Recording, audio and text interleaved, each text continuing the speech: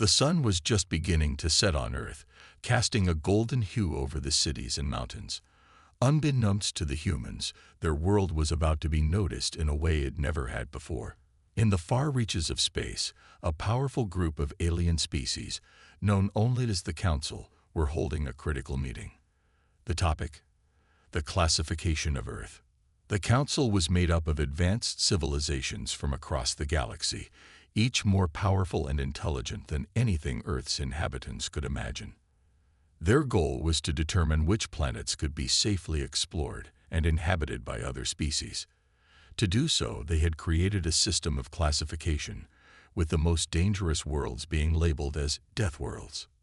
A Deathworld was a planet that posed extreme risks to any life form, where the environment itself could kill without warning. The Council had classified thousands of planets, and each had its own unique challenges. But when Earth was placed under review, things became different. A massive holographic display filled the center of the room as a representative from each alien species debated Earth's fate. Some argued that Earth should be left alone, believing that its dangers were overstated. Others, however, disagreed. A towering figure with glowing blue skin, the leader of the Arc race, spoke up. "We've analyzed Earth. The storms, the wildlife, the diseases. It's a world designed to kill. A world where survival is constantly in question. It is a Class 13 death world, no doubt." The room fell silent. The Council members exchanged glances, uncertain whether they could believe such a claim. Earth's residents, humans, had been developing technology at a rapid pace, and their societies seemed to thrive despite the world's many challenges. Yet the evidence from the Arc leader was compelling. They had watched Earth for years, gathering data on its relentless cycles of natural disasters, violent wildlife, and the unpredictable weather that regularly devastated entire regions. An elder member of the Council, an alien with multiple limbs and a deep, calm voice, spoke next. "Class 13 Deathworlds are no place for exploration. Their inhabitants are too dangerous. Their technology is not advanced enough to face the real threats of the universe." The Council was divided, but the majority voted to officially classify Earth as a Class 13 Deathworld. It was a decision that would send waves of shock through the galaxy. Earth was deemed a world best left to its own devices, far too dangerous for any other species to attempt colonization or even peaceful exploration. On Earth, however, no one knew what was happening. Humans went about their daily lives, unaware that an entire galaxy had just deemed their world a deadly place, not worth the risk. People went to work, spent time with their families, and enjoyed the wonders of the planet without realizing that alien eyes were now firmly focused on them. The day started like any other on Earth. People woke up, had breakfast, and went about their daily routines. In cities around the world, life felt normal, even peaceful. But far above, in the vast emptiness of space, everything was about to change. A fleet of alien ships appeared suddenly in Earth's atmosphere. These ships, sleek and shining, hovered silently over major cities. They didn't belong to any one species. This was the Council's decision in action. The ships were sent to observe and study, to make sure that Earth and its inhabitants lived up to their Class 13 Deathworld classification. The aliens had underestimated one thing: humanity's ability to adapt and fight back. The first signs of conflict came as military radar systems detected the incoming ships. Panic spread quickly across Earth, but so did preparation. Governments scrambled to activate defense systems, while civilians were told to stay inside and remain calm. At the same time, the aliens began their landing operations. The ships slowly descended in perfect, coordinated patterns, their smooth surfaces gleaming in the sunlight. They landed in various locations around the world: cities, mountains, forests, places where they could study the human race and its environment up close. But Earth's inhabitants had no intention of simply accepting an alien invasion. The moment the ships landed, chaos erupted. Military jets, scrambling from every corner of the globe, flew towards the invaders. Their weapons fired, trying to defend Earth's territory. The sound of explosions echoed in the air as alien technology responded with advanced force fields that made human weapons almost useless. Despite the overwhelming technological gap, the humans didn't back down. They fought with everything they had, every weapon, every ounce of ingenuity. Civilians joined the fray, making makeshift weapons and setting up traps to defend their homes. The military, though outmatched, used guerrilla tactics, ambushing the alien forces from behind. For the first time in history, Earth's diverse nations and people found themselves united under one banner. There was no time to waste on differences. The aliens weren't invaders in the traditional sense. They were something far more dangerous, an unstoppable force from the stars. The aliens were not prepared for the strength of Earth's resistance. The humans used everything they knew about their own planet. The dense forests, the towering mountains, the unpredictable weather, as tools for survival. The invaders tried to deploy their own advanced technology to control the environment, but they were too unfamiliar with Earth's complex ecosystem. Earth's storms, which had been a challenge for humanity, now turned into powerful weapons against the invaders. Torrential rain and lightning struck down from the sky, causing havoc on the alien ships. In a remote jungle, a human resistance fighter, armed with only basic gear, led a group of survivors in a counterattack against an alien battalion.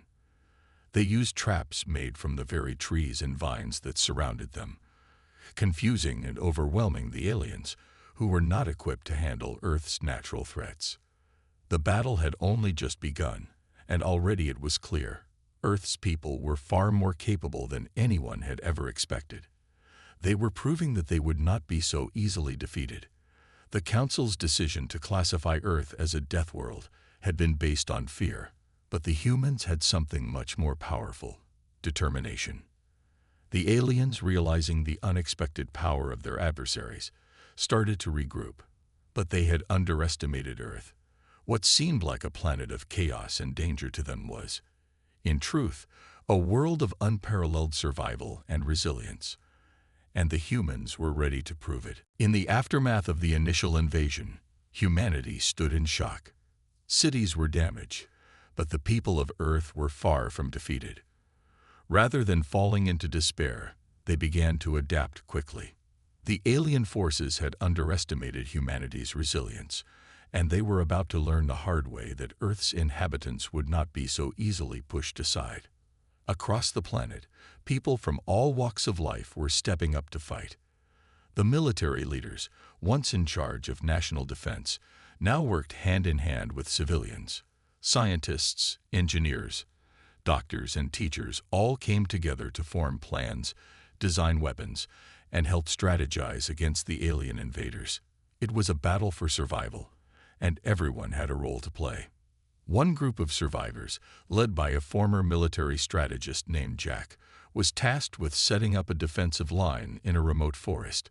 Jack wasn't the strongest fighter, but he was smart, and he knew how to use the land to his advantage.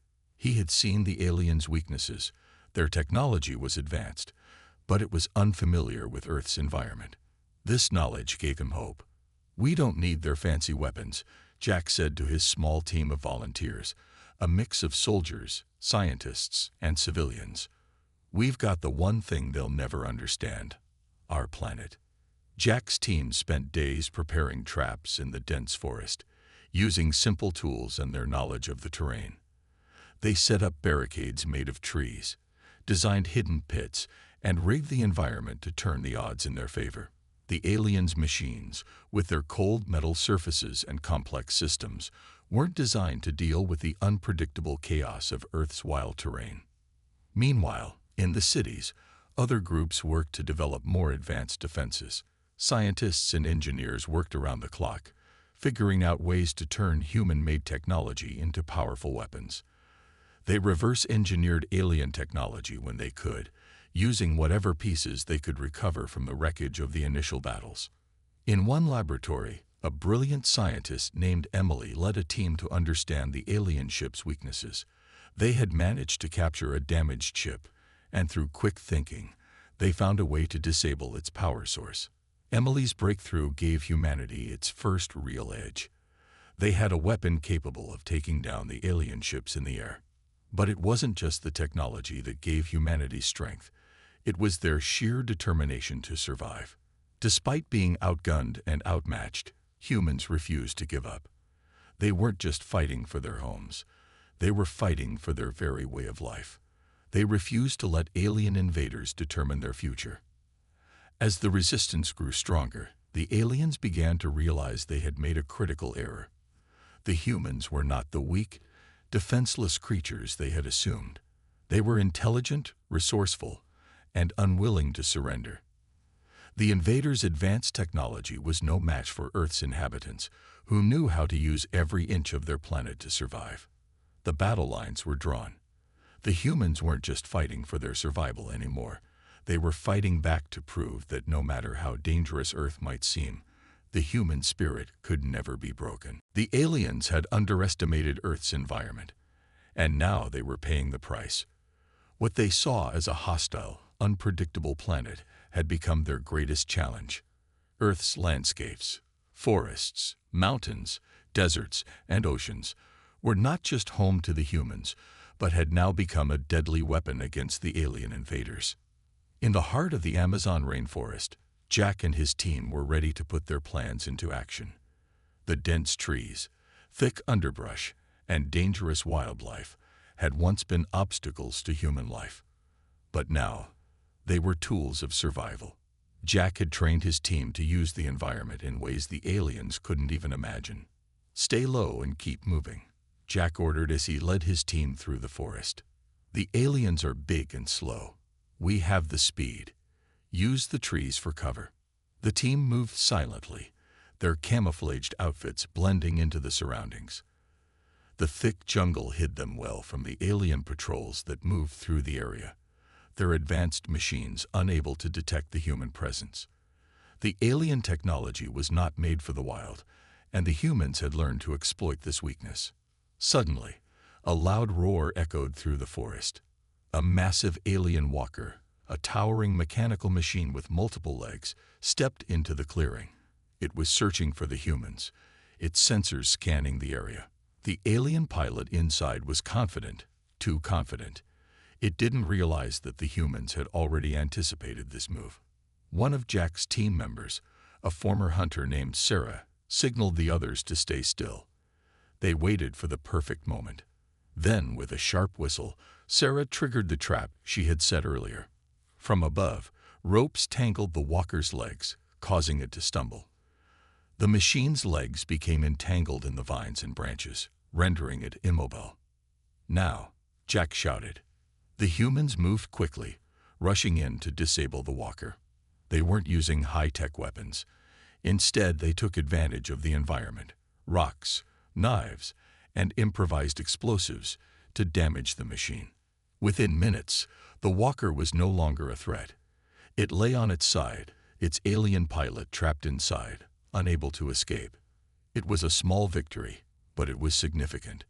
The aliens, who had once believed they could easily control Earth's terrain, were now finding themselves stuck in a world that was far more dangerous than they ever imagined. Meanwhile, in the cities, other human forces were making similar strides. In New York, a team of engineers had built a series of electromagnetic pulse, EMP, devices that could disable alien technology. When the aliens sent a fleet of flying drones to attack, the humans activated their EMP devices, sending the drones crashing down, powerless against Earth's ingenuity. It wasn't just the machines that humans had to worry about.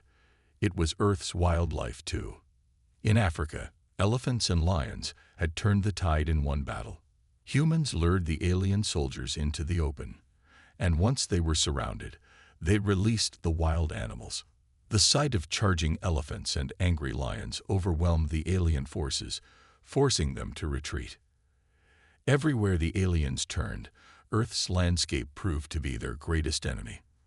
From the cold mountains of the Himalayas to the scorching deserts of Africa, the terrain was hostile to those who didn't belong. Humans, with their deep connection to the planet, knew how to use it to their advantage. The aliens, once so sure of their advanced technology, began to realize that no matter how powerful their weapons were, they couldn't conquer Earth's terrain. It was a battlefield unlike any they had ever faced, and they were losing. As the battle between humans and aliens raged on, a surprising turn of events began to unfold. While the humans continued to use their knowledge of Earth's environment to outsmart the invaders, not all the aliens were content with their mission. Among the alien ranks, there were those who had begun to question the Council's decision to label Earth a Class 13 Deathworld. One of them was Scifi, an alien from the Scifi species. She had spent years studying Earth from afar, and though her people were a part of the invasion, she had always felt conflicted about the mission. Scifi knew that Earth's terrain was deadly, but she also saw the humans in a new light, how they adapted to the harsh conditions, how they fought for their survival. To her, they weren't just primitive creatures. They were survivors, much like her own species. Scifi was stationed on one of the alien ships that orbited Earth, tasked with overseeing the invasion efforts. As she watched the humans fight back against her comrades, she realized that she couldn't just stand by and let the destruction continue. The more she saw of humanity's strength, the more she believed that they deserved a chance, not just as an enemy to be defeated, but as a species that could be respected. Her decision wasn't easy. She knew that if her superiors found out, she would be branded a traitor. But her conscience wouldn't allow her to be part of the destruction of a world that was so full of potential. So Scifi made a decision. She reached out to a group of human survivors, hoping they would understand her desire to help. The human resistance, led by Jack, was skeptical at first. They had no reason to trust an alien, but Scifi, speaking through a captured communication device, explained her intentions. She told them of the flaws in the alien technology, of the weaknesses she had seen in her people's strategies. She offered to help them by sharing her knowledge of the alien fleet and providing them with technology that could turn the tide of the war. Jack was hesitant, but realized that this might be their only chance to gain an upper hand. He arranged a meeting with Scifi, deep in the forests where the alien forces had previously been ambushed. The place was quiet, isolated, a perfect spot for a secret meeting. When Scifi arrived, disguised in a human-made cloak to blend in, the tension was palpable. The humans were still uncertain. Could they trust her? Would she betray them at the last moment? But there was something in her eyes, a look of sincerity, that convinced Jack to listen. Scifi explained the weaknesses in the alien ships, how certain frequencies could disable their weapons, and how the power cores could be overloaded. She also shared vital information about the aliens' plans, revealing that they intended to launch a final assault that could wipe out humanity completely. With this new knowledge, the humans began to formulate a plan.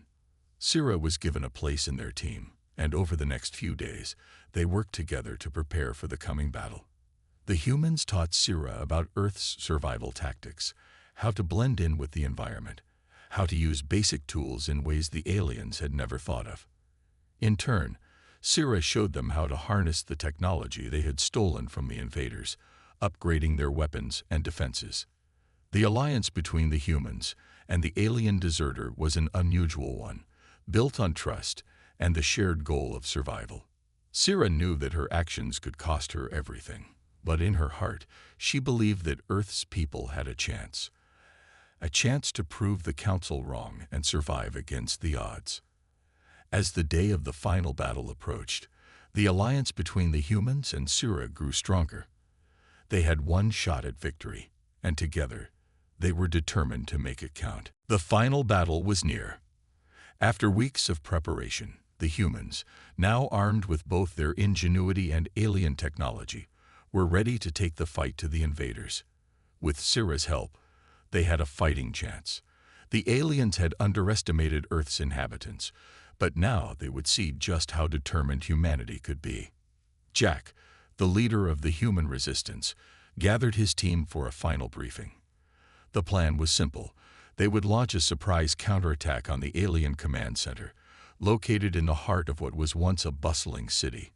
The alien forces had set up a heavily guarded stronghold, believing it to be impenetrable. But the humans had studied it for weeks, and they knew the weaknesses in its defenses. Syra's role was crucial. Using her knowledge of the alien technology, she had discovered a way to disable the energy shields that protected the command center. Without those shields, the human forces could strike at the heart of the alien operation. "Remember," Jack said to his team, "we don't have much time.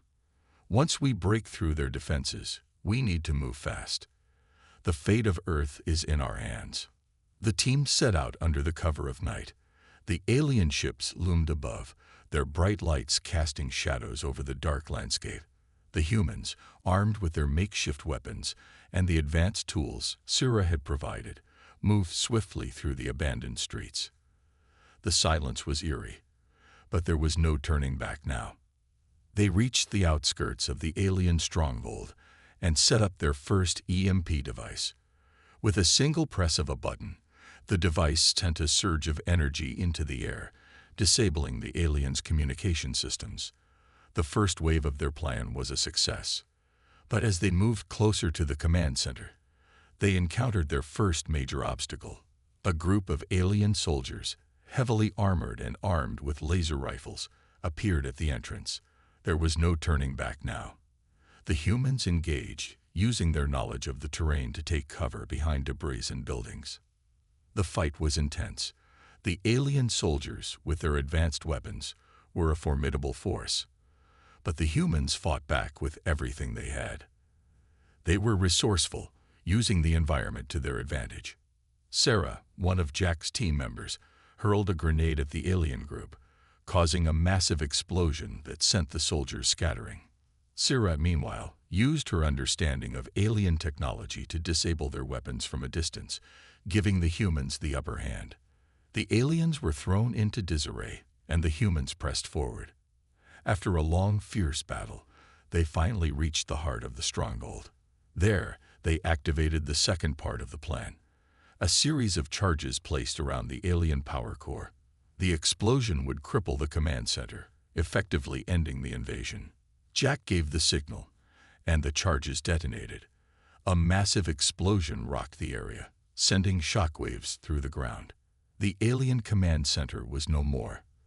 The lights of the alien ships flickered and went dark, and the invaders were thrown into chaos. With their communication systems down and their leadership destroyed, the remaining alien forces began to retreat. The humans had won the battle. Earth had been saved. But the victory came at a cost. Many of the human fighters had been injured or lost during the fight. However, they had proved something the Council never expected: that Earth, with all its dangers, was a world that could fight back and survive. As Jack looked out over the battlefield, he felt a sense of pride. They had done it. Against all odds, humanity had proven that they would never be defeated. The battle for Earth had ended, but the war was far from over. As the human forces celebrated their hard-won victory, the Council, the powerful group of alien leaders, faced a growing dilemma. The events on Earth had shaken them to their core. They had sent their best soldiers, their most advanced technology, and yet they had failed to conquer a world they had deemed a Class 13 Deathworld. The humans had proven far more resilient than anyone had ever expected. In the Council's grand meeting hall, the alien leaders sat in a circle, their forms shimmering in the dim light. The atmosphere was tense. The debate had been raging for hours. "Earth's inhabitants have defeated us," said Xerok, a sharp-eyed alien from the coral species. "This is a failure of unimaginable scale. We must take decisive action." The humans were clever, yes, replied Solvax, an elder member of the Council. But their technology is primitive. How could they have outsmarted us so easily? Their advantage was not in technology, said Syra, standing at the far end of the room. She had been summoned to speak as a representative of her people. They adapted. They used the environment to their advantage. We were unprepared for the wild terrain of Earth, and we underestimated their ingenuity. There was a murmur of agreement among some of the Council members, while others remained skeptical. They had believed that Earth's dangers, its wild animals, unpredictable weather, and harsh landscapes would be enough to keep the humans at bay. They never imagined that humanity's greatest strength would be their ability to think on their feet and fight for their survival. "I told you this was a mistake," said Sira, her voice steady but firm. "We've lost. We can't keep sending forces to Earth. The humans are not like any species we've encountered before. They are resilient and unpredictable, and that makes them dangerous. But they are still a primitive species," protested Ktarak. "We can destroy them. We have the power." Sira shook her head. "You're wrong. If we continue, we risk a greater loss. The humans have proven that they are capable of great things. They will not give up. They have shown us a strength we've never seen in a species so young." A long silence fell over the room. The council was divided. Some still believed that Earth was a threat that needed to be dealt with harshly, while others began to see the humans in a new light. The decision was difficult. The alien forces had already suffered heavy losses, and the idea of sending another invasion force seemed increasingly foolish. "We need a new strategy," Solvax finally spoke. "We can't continue with the same approach. Perhaps it is time to reconsider our view of Earth. If the humans are as capable as Sira says, maybe they could become allies instead of enemies." The suggestion was shocking. The idea of forming an alliance with humans, a species that had just defeated them, seemed absurd to some members of the council. But there was no denying the facts. Earth's survival instincts, combined with their resourcefulness and determination, made them a force to be reckoned with. Sira stepped forward, her eyes scanning the room. "We've already lost this war. But if we act quickly, we can prevent further conflict. We can offer peace to the humans, learn from them, and work together. It may be the only way forward." The council members exchanged glances. The idea of peace, once unimaginable, was beginning to take root. A new chapter in their relationship with Earth was about to begin. But the question remained, would humanity accept their offer, or would the wounds of the past be too deep to heal? The fate of Earth, and perhaps the entire galaxy, now rested in the hands of the humans, and in the Council's dilemma, the future seemed uncertain. The world was still recovering from the shock of the alien invasion. Cities were in ruins, lives had been lost, and Earth's inhabitants were left to pick up the pieces. Yet the humans stood strong. They had proven that they could fight and win against the odds. But now, they faced an unexpected challenge: how to move forward. As the days passed, the human leaders gathered to discuss their next steps. The victory over the aliens had been hard-won, but it had also opened up a new chapter in their history. The Council, the group of alien species that had once considered Earth a death world, had offered peace. The question on everyone's mind was whether humanity could trust them, or if the wounds of the past were too deep to heal. Jack, the leader of the human resistance, was in the middle of a meeting with his closest allies. His team had played a key role in the defeat of the aliens, and now they were facing an entirely different kind of challenge: diplomacy. "Peace." Sarah, a former soldier, scoffed. "After everything they've done, do we really trust them? They tried to wipe us out. How can we just forgive them?" "We have to consider the bigger picture," Jack said, his voice steady. "The Council has offered us peace. We could rebuild, recover, and maybe even learn from each other. But if we refuse, we risk starting another war." The room was filled with tension. There were still many who felt the sting of the invasion. The memories of battles fought, families lost, and cities destroyed were still fresh. Could they really trust the same alien forces that had tried to destroy them? "I get it," Sarah said, her voice softer now. "But how can we be sure they won't try again? How can we be sure they're not just biding their time, waiting for the right moment?" Before Jack could respond, a voice interrupted. "It's not about what they want. It's about what we need." The voice came from Sira, the alien deserter who had helped the humans during the invasion. She had become a key ally, offering crucial information and technology that had turned the tide of the war. Now she stood before the human leaders, her eyes filled with determination. "I know what my people did," Sira continued. "I know the pain they caused. But not all of us want to see Earth destroyed. Some of us believe in peace, and we're willing to work for it. I'm one of them." Jack looked at her, then turned to his team. "What do you think?" After a long silence, Sarah spoke. "I still don't trust them. But maybe it's worth a shot. We've fought hard for our survival. Now it's time to decide what kind of future we want." Jack nodded. "We'll give them a chance, but we'll be watching closely." The decision was made. Humanity would open the door to peace, but they wouldn't be naive. They had fought too hard to let their guard down completely. The next few months would be crucial. They would rebuild, but they would also keep a watchful eye on the aliens, ready to defend their world if necessary. As the human leaders prepared to meet with the council, a sense of hope filled the air. The battle had been won, but now came the real test. Could the humans and aliens find a way to coexist, or would the scars of the past prove too deep to overcome? The future of Earth, and perhaps the entire galaxy, was now in the hands of those who had fought to survive. And for the first time in a long while, the humans dared to believe that a better world was possible. The meeting with the alien council was set. After days of preparation, humanity's leaders, led by Jack and his team, gathered in a secure location. They would be negotiating peace with the very aliens who had once tried to wipe them off the face of the Earth. The weight of the moment was not lost on anyone. Jack stood in front of a large map of the world, deep in thought. The war had cost them dearly, but they had survived. The aliens had been forced to retreat, and now they wanted to talk. But peace wasn't something Jack was willing to accept blindly. There had to be more than just words.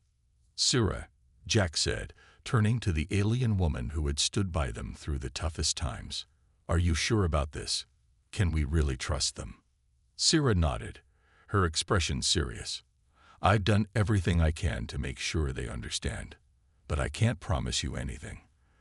There are still members of the council who believe Earth is a threat, but there are others who want to see peace, who want to learn from you."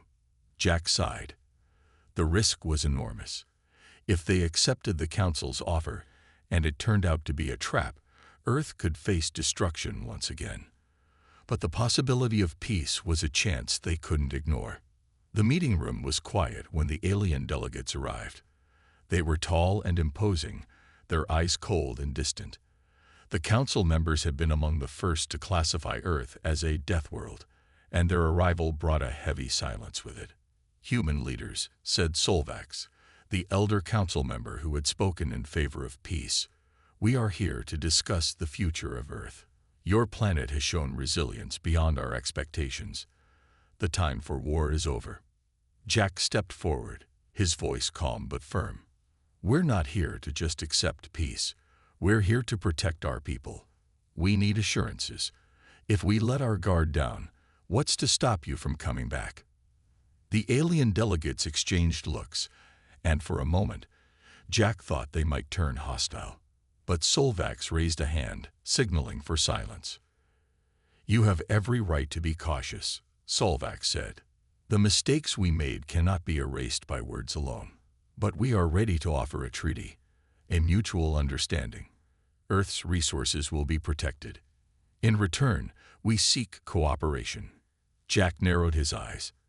He wasn't convinced yet, but he had to hear them out. "What kind of cooperation?" "We will share knowledge," Solvax continued. "Technology, medical advances, knowledge of the stars. We will help Earth grow, as long as you agree to join us in this new alliance. Together, we can become something more." Sira added softly, "This could be the beginning of something great. But it will only work if you trust us. It will take time. But we must work together, not as enemies, but as partners." Jack looked around the room at his team. The humans had suffered, but they had endured. This was their chance to shape the future. Could they take the leap? Could they trust the very beings who had once sought their destruction? Finally, Jack spoke. "We're willing to consider this, but we need proof. We need actions, not just promises." The Alien Council nodded. They had expected resistance. They knew that this wouldn't be easy. But for the first time, humanity had something the Council needed: a strong, independent spirit and the ability to look beyond past mistakes. The treaty would not be signed that day, but the first steps toward peace were taken. Humanity had survived, and now they stood at the crossroads of a new era. The future, for better or worse, would be shaped by the choices they made in this moment.